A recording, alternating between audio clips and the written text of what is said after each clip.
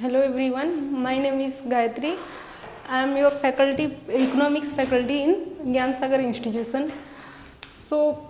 मैं आपको इकोनॉमिक्स की यूजीसी नेट इकोनॉमिक्स के बारे में बताना चाहती हूँ आज थोड़ा बहुत, जैसे कि आपकी सिलेबस की रिगार्डिंग हो जाए. सिलेबस आपकी 10 यूनिट कवर करती है, 10 यूनिट है आपकी इकोनॉमिक्स में. फर्स्ट यूनिट जैसे माइक्रो मैक्रो हो जाए, international trade, growth and development, environment हो जाए आपकी, और मैथ, स्टैटिस्टिक्स, इकोनोमेट्रिक्स.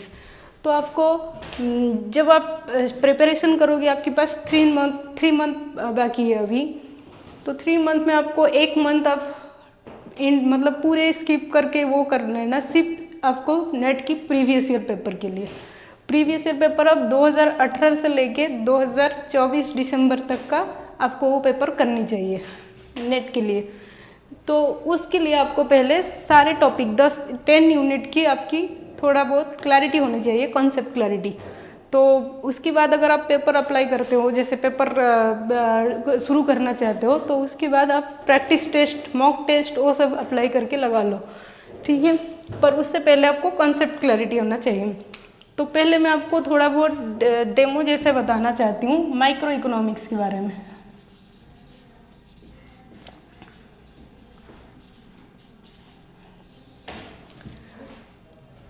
तो मैं चाहती हूँ कि बेसिकली स्टूडेंट्स माइंड मैपिंग के थ्रू सारी चीज़ें याद रखें. माइंड मैपिंग ये हो जाता है, जैसे आप कोई पर्टिकुलर टॉपिक पढ़ रहे हो, तो उस टॉपिक की चीज़ें एक कैसे दूसरे से रिलेट है, उसको याद रखने के लिए आपको माइंड मैपिंग के थ्रू डायग्रामेटिकली कुछ भी आप यूनिट एक पढ़ रहे हो, तो उसको डायग्रामेटिकली माइंड में रिकल करते रहो. तो आपको चीज़ें ईजी रहेगी कि आप किस किस टॉपिक से किस टॉपिक को रिलेट कर पाओगे, ठीक है. तो फिर देखिए मैं स्टार्ट करती हूँ. माइक्रो इकोनॉमिक्स को शुरू करने से पहले मैं आपको माइक्रो इकोनॉमिक्स मार्केट से रिलेट करके पढ़ाऊँगी. मार्केट मतलब डिमांड और सप्लाई, जहाँ पे एक दूसरे डिमांड और सप्लाई की फोर्स जहाँ पे एक दूसरे को इंटरेक्ट करते हैं. तो ये डिमांड आपकी डाउनवर्ड स्लोपिंग, सप्लाई कर्व आपकी अपवर्ड स्लोपिंग, क्योंकि जितने ज़्यादा क्वांटिटी का आउटपुट प्रोड्यूसर बनेगा उससे ज़्यादा उसकी प्रॉफिट होगी. और डिमांड क्या है, demand curve is downward sloping और supply curve is upward sloping. So demand curve से आप डिमांड से क्या थ्योरी ला सकते हो, आप डिमांड से आप सारे कंज्यूमर से ला सकते हो, consumer theory, consumer behaviour analysis, जितने भी आपकी कंज्यूमर ओरिएंटेड थ्योरी है, कंज्यूमर बिहेवियर. और सप्लाई से क्या आएगी आपकी प्रोड्यूसर थ्योरी.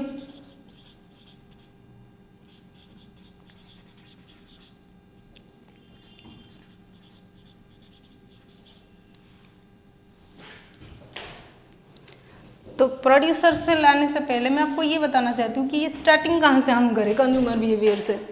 कंज्यूमर है तो उसके पास क्या होगा, बजट होगा. तो लिख लो बजट.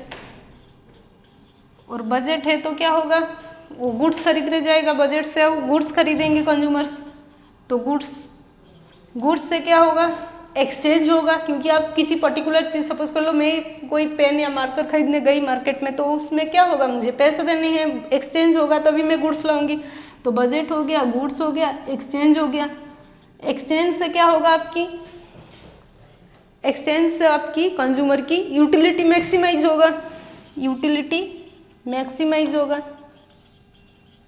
यूटिलिटी मैक्सिमाइज होगा तो आपका डिमांड कब डिराइव होगा.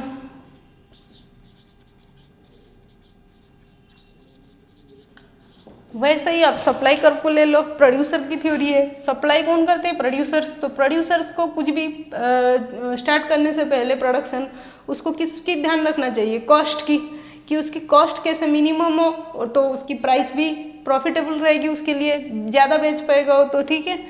क्योंकि इकोनॉमी में थ्योरी क्या है, आपको कॉस्ट मिनिमम रखो और सप्लाई ज़्यादा करो, ठीक है. देखो प्रोड्यूसर थ्योरी में क्या होगा, पहले कॉस्ट आएगी, फिर कॉस्ट से क्या होगा, प्राइस डिसाइड होगा. क्योंकि हमेशा क्या होता है, कॉस्ट से प्राइस थोड़ा बहुत ऊपर रहे तो क्या होता है, नॉर्मल प्रॉफिट होगा, ठीक है. और सुपर नॉर्मल प्रॉफिट किस में आएगी, मोनोपोली में. परफेक्ट कंपटीशन में देखो कॉस्ट, प्राइस, फिर क्या आएगी, कॉस्ट से प्राइस हो गया, प्राइस से क्या होगी, एक्सचेंज होगा फिर प्रोड्यूसर की. फिर एक्सचेंज से क्या होगा, प्रोड्यूसर की प्रॉफिट मैक्सिमाइज होगा। जैसे ही कंज्यूमर का क्या है, यूटिलिटी मैक्सिमाइजेशन, प्रोड्यूसर का क्या है, प्रॉफिट मैक्सिमाइजेशन, प्रॉफिट मैक्सिमाइजेशन। और प्रॉफिट मैक्सिमाइजेशन क्या होगा, सप्लाई कर्व डिराइव होगा, सप्लाई कर्व डिराइव होगा। ठीक है, तो आपको ये चीजें याद रखनी है। बजट से जैसे मैं बताऊं कि एक दूसरे से कैसे रिलेट है, तो आपको कॉस्ट से प्रोडक्शन थ्योरी सारी आ जाएगी। कॉस्ट से क्या आएगी आपकी, total fix cost, total variable cost. Total cost क्या है आपकी, इससे देख लीजिए आप मैं कैसे रिलेट करती हूँ। टोटल कॉस्ट क्या आएगी, total fix cost plus total variable cost. तो आपको ये चीज याद रखनी है, टोटल कॉस्ट। देखो आप किसी भी चीज को बना रहे हो तो इसका मतलब आपके पास कॉस्ट पहले से है ही, क्योंकि कुछ तो कॉस्ट चाहिए ना उस चीज को बनाने के लिए मुझे। तो मैं कॉस्ट को हमेशा इसलिए जीरो एक्सिस से मेजर नहीं कर सकती हूँ। कॉस्ट को क्या होता है, हमेशा मिनिमम से टोटल फिक्स कॉस्ट के ऊपर से लाते हैं हम। तो टोटल फिक्स कॉस्ट क्या होता है, हॉरिजॉन्टल होता है, ये फिक्स्ड है ये अमाउंट का कॉस्ट। ठीक है, इसके ऊपर से आपकी टोटल कॉस्ट डिराइव होता है। ठीक है, टोटल कॉस्ट क्या होता है, इनवर्स एस शेप होती है। ठीक है, फिर क्या होगी आपकी टोटल वेरिएबल कॉस्ट होगी। टोटल वेरिएबल कॉस्ट आप जीरो से लाते हैं। ठीक है, तो टोटल वेरिएबल कॉस्ट हो गया। ठीक है, इससे आपकी कॉस्ट हो गई। फिर देखो बजट कैसे आएगी। बजट क्या होता है आपकी, बजट क्या होती है, P1x1 plus P2x2 is equal to M। मतलब आप किसी चीज क्वांटिटी को खरीद रहे हो गिवन इनकम में और गिवन प्राइस में। ठीक है, तो P1 सपोज कर लो मेरे पास 100 रुपया इनकम है। ठीक है, और इस 100 रुपया इनकम से मैं X1 का क्वांटिटी खरीद रही हूँ, X1 गुड्स की क्वांटिटी खरीद रही हूँ, और 100 रुपये में ही मैं आपकी X2 की गुड्स की कुछ क्वांटिटी खरीद रही हूँ। ठीक है, और P2 प्राइस है, X2 की प्राइस P2 है और X1 की प्राइस आपकी P1 है। तो आपकी हमेशा अगर या तो बजट आप खरीद रहे हो तो इसको बोलते हैं हम बजट लाइन।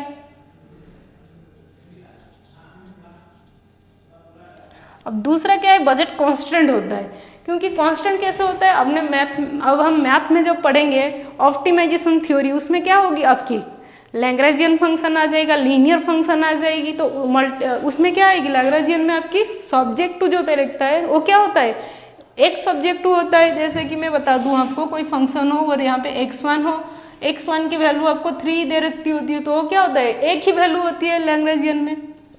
ठीक है, तो वो क्या हो जाता है कि आपको ये x का जो x1 के वैल्यू दे दी, इसको बोलते हैं हम, आप बोलते हैं क्या, इसको कॉन्स्टेंट बोलते हैं। कॉन्स्टेंट मतलब ये आपकी सब्जेक्ट टू हो गया, कंडीशन होगी कि आपको इस कंडीशन को अप्लाई करके ही इसमें सेटिस्फाइड लानी है। ठीक है, तो मेरे पास ये बजट का कांस्टेंट क्या होता है, P1x1 plus P2x2 less than और इक्वल टू M। आपको 100 रुपया, या तो 100 रुपया फुल्ली यूटिलाइज कर लो या 100 रुपये से कम खरीदो, तो इसको क्या बोलते हैं, बजट कांस्टेंट। अभी हम देखते हैं लेवल सेट। बजट लेवल का बजट लेवल सेट क्या होता है, बजट लेवल सेट होता है, ये सपोज कर लो मेरी बजट लाइन हो गई, उनमें इतनी क्वांटिटी खरीद रही हूँ या इतनी क्वांटिटी खरीद रही हूँ या इतनी क्वांटिटी खरीद रही हूँ, इसको हम क्या करते हैं, budget level set. Budget level set, ठीक है, इसको बोलते हैं बजट लेवल सेट्स। अभी देखो गुड्स आ गया, तो गुड्स से मैं देखो कैसे रिलेट कर रही हूँ उसको ध्यान देखो। गुड्स कैसे होगा, गुड्स की मतलब गुड्स क्या होता है, आप किसी चीज को खरीदने के लिए जा रहे हो, goods physical relationship between goods, तो उसमें क्या आ जाता है आपकी परफेक्ट सब्स्टिट्यूट हो जाए, कॉम्प्लीमेंट हो जाए, परफेक्ट कॉम्प्लीमेंट हो जाए। देखो मैं इसको भी कैसे आपको दिखा देती हूँ, देखो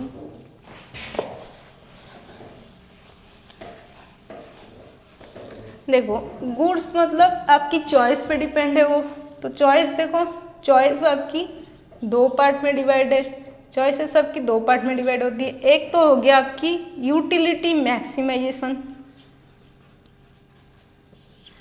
दूसरा हो गया physical relationship between two goods.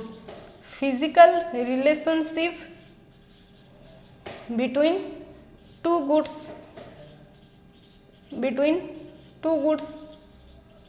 तो physical relationship between two goods में क्या आएगी आपकी, दो गुड्स ले लो, दो गुड्स से ही हम कंपेयर करेंगे। पहले आ जाएगी आपकी परफेक्ट सब्स्टिट्यूट, जो एक दूसरे को अच्छे से, सब टी कॉफी ले लो उसकी एग्जाम्पल, सब्स्टिट्यूट गुड्स हो जाए, ठीक है। अच्छा, परफेक्ट सब्स्टिट्यूट में आपकी स्लोप कैसे आएगी, कांस्टेंट स्लोप होता है, या तो आप इसकी पूरी खरीद रहे हो या तो आप इसकी पूरी खरीद रहे हो, मतलब या तो आप x2 का पूरा खरीद रहे हो या तो आप x1 का पूरा खरीद रहे हो। तो उसको हम कैसे लिखते हैं, m, सपोज कर लो मैंने x1 का ही खरीदा तो किसको लिखूंगी, m x1 p1 अपन में x1।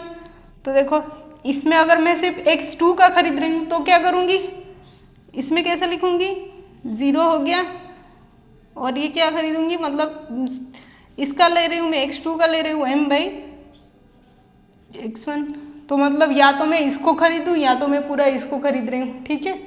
और क्या है, substitute goods, perfect substitute, substitutes, complement goods, complement या तो परफेक्ट कॉम्प्लीमेंट, परफेक्ट कॉम्प्लीमेंट। ऐसे ही देखो यूटिलिटी कैसे मैक्सिमाइज होगा, तीन तरीका है उसका, एक है कार्डिनल, दूसरा है आपकी ऑर्डिनल, तीसरा है आपकी रिवील्ड प्रेफरेंस, रिवील्ड प्रेफरेंस। देखो कार्डिनल किसने दिया था, मार्शल, मार्शल बता सकते हो, मार्शल ने कार्डिनल दिया था, कार्डिनल थ्योरी पढ़ लेंगे अब। फिर क्या आ गया ऑर्डिनल, ऑर्डिनल में क्या आएगा, हिग्स एलन ने दिया था। रिवील किसने दिया था, सैमुअलसन ने दिया था।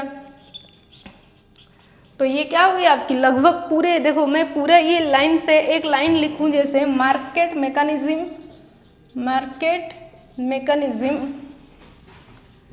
Is the best way to generate economic efficiency, to generate economic efficiency। ये लाइन में आपकी पूरी माइक्रो इकोनॉमिक्स हो गई। कैसे, ये मार्केट दे लो, मार्केट में आपकी डिमांड और सप्लाई की फोर्स आ गई और इसमें ये सारी थ्योरी आपकी आ गई।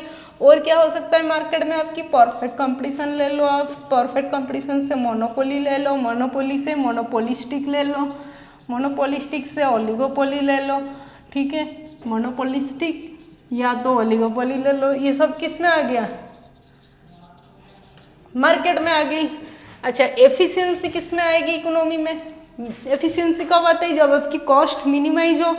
तो कॉस्ट मिनिमाइज हो तो क्या होगा, कॉस्ट की पूरी चैप्टर आ गई इसमें, आपकी कॉस्ट आ गई। कॉस्ट से क्या होगा, अब डिसाइड कर लेंगे, कॉस्ट प्राइस हो जाए तो इसके बाद क्या करोगे आप, प्रोडक्ट एक्सचेंज करोगे, प्रोडक्शन थ्योरी भी आ जाएगी इसमें, प्रोडक्शन होगी सारी, ठीक है।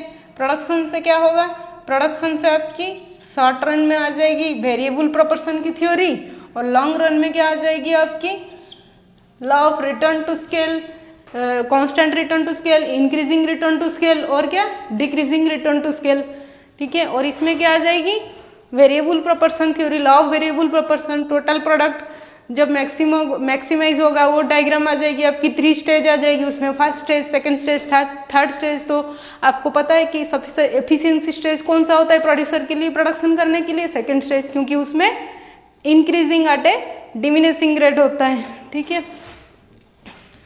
तो ये सब चीज़ें हो जाएगी इसमें। फिर प्रॉफिट मैक्सिमाइजेशन होगा, फिर सप्लाई कर्व आ जाएगी आपकी। तो ये क्या हो गया आपकी, market mechanism is the best way to generate economic efficiency. इस लाइन से आपकी पूरी माइक्रो इकोनॉमिक्स को मैं आपको क्लास में एक एक करके थ्योरी की वाइज, एक एक थ्योरी एक एक अच्छे से रिलेट करके मैं बता सकती हूँ आपको, जिससे आपको दोबारा घर जाके वो सब चीज़ें दोबारा रिकल करने, बस रिकल कर लो एक बार, उतना ही एनफ है, जाके रटना जैसा नहीं पड़ेगी आपको। तो वो चीज़ है। बाकी अभी अब देखो इसमें और क्या बताऊँ मैं इसमें, अभी आपको देखो आपकी इलास्टिसिटी ऑफ डिमांड ले लो, ठीक है। मैं आपको एक एग्जांपल के थ्रू बताती हूँ इलास्टिसिटी ऑफ डिमांड का। देखो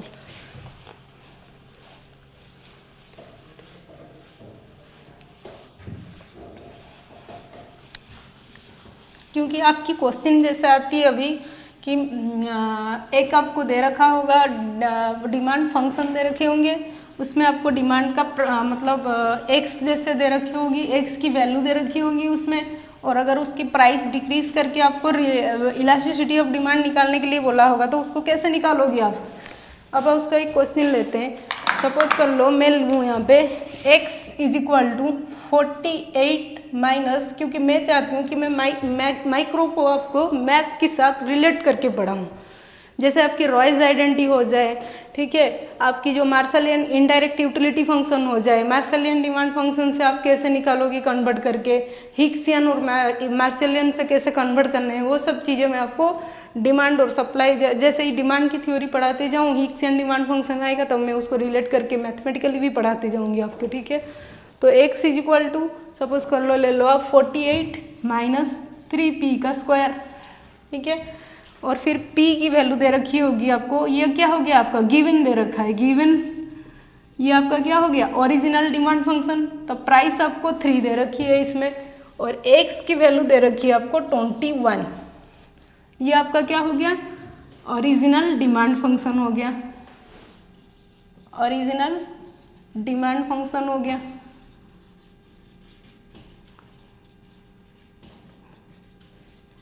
ठीक है।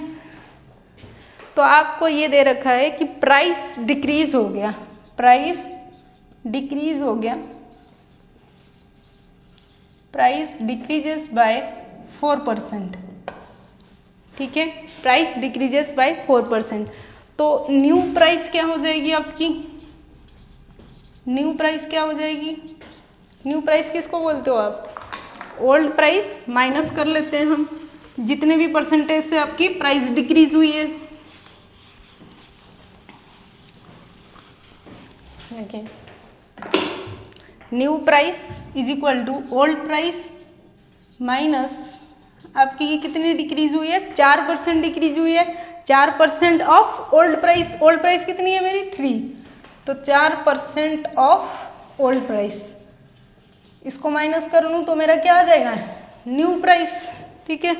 तो 3 ओल्ड प्राइस मेरी कितनी है 3 माइनस 4% ऑफ ओल्ड प्राइस मतलब 4/100 इंटू में 3, तो ये कितना हो जाएगा 12/100, तो ये कितना हो जाएगी आपकी 12/100, कर लो इसको 3 माइनस 0.12, तो ये कितना हो जाएगा 2.88,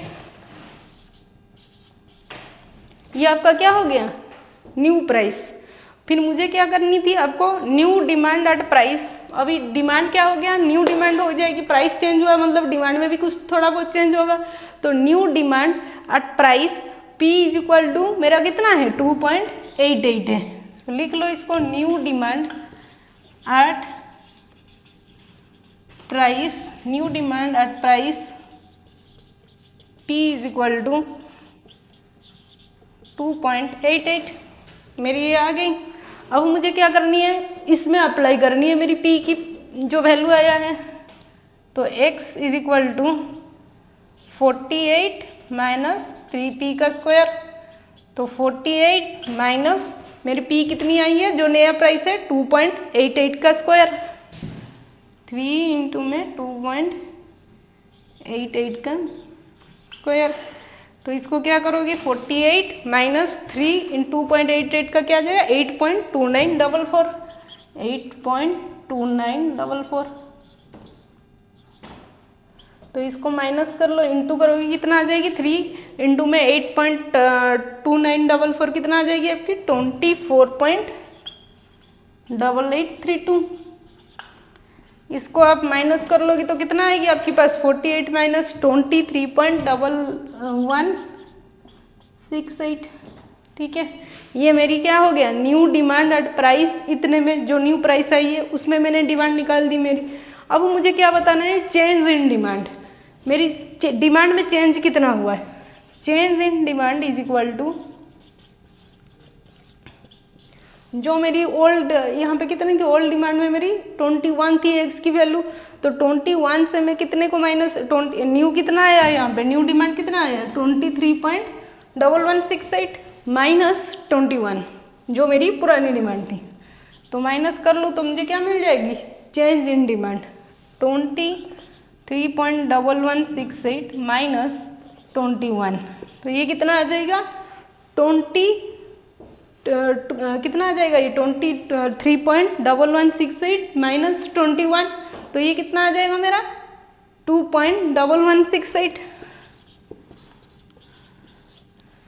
अब मुझे ये दिखना है कि परसेंटेज कितना चेंज हुआ है, ये तो मेरी चेंज इन डिमांड हो गया। अब मुझे दिखाना है percentage change in quantity demand. Percentage change कितना हुआ, परसेंटेज चेंज कैसे निकालेंगे हम, relatively change in quantity demand अपन में ओरिजिनल क्वांटिटी डिमांड इनटू में 100। Relatively change in quantity demand अपन में ओरिजिनल डिमांड इनटू में